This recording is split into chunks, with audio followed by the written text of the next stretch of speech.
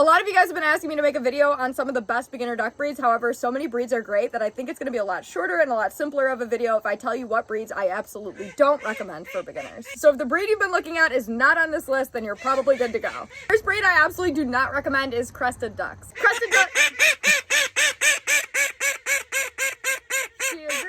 Crested ducks are the Afro ducks. You've probably seen them before if you're familiar with common duck breeds. Although it's very cute, it's actually a bred deformity, and that puff of feathers is a hole in their skull, and that can actually lead to a lot of neurological issues in the future, and they also have a shorter lifespan. Number 2 is Muscovy ducks, and I don't even know how I really feel about putting them on this list. The only reason I'm adding them is because with Muscovy ducks, they're very, very unique, and a lot of their care is very specific to them because they're not like breeds derived from the wild mallard. So you could get a lot of misinformation when you're looking up standard duck care just because it's not catered specifically to Muscovies. Number 3 is call ducks, and I say this with a lot of hesitation because I do believe this is one of the best pet breeds that you can own if you're getting them from a good source. But with this breed, a lot of times with breeders, there's a lot of emphasis on appearance over health and longevity. So if you look for somebody that's breeding call ducks with the intention of an overall healthier bird, then you're going to have the best possible outcome with this breed. But depending on where you're getting them from, there can be a lot of health issues associated with small size. Additionally, call ducks are flighted. I know that's a big concern for a lot of beginners, and also so are Muscovies, which I had mentioned earlier. I just totally forgot to add that. Number 4 is Pekin ducks, but with Pekin ducks, if you are looking for a meat production breed, I see no issue with beginners starting with this breed.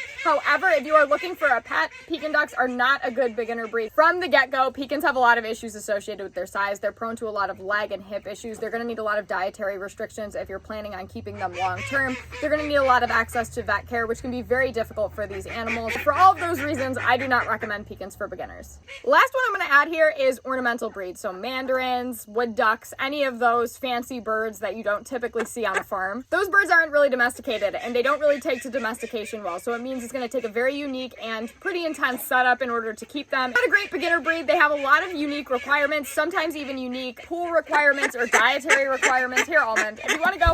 Okay. I've looked into some of those breeds in the past, and I realized they were an absolute no-go for me because they don't have any sense of home. So a lot of domestic ducks will really know where home is, know where food is, and those ducks, if they take off, they're gone, they're not coming back. That about covers the breeds that I absolutely do not recommend. If you want me to still do a list of some of my favorite beginner breeds, I absolutely can. Let me know, and that's all I got for this one. Bye, guys.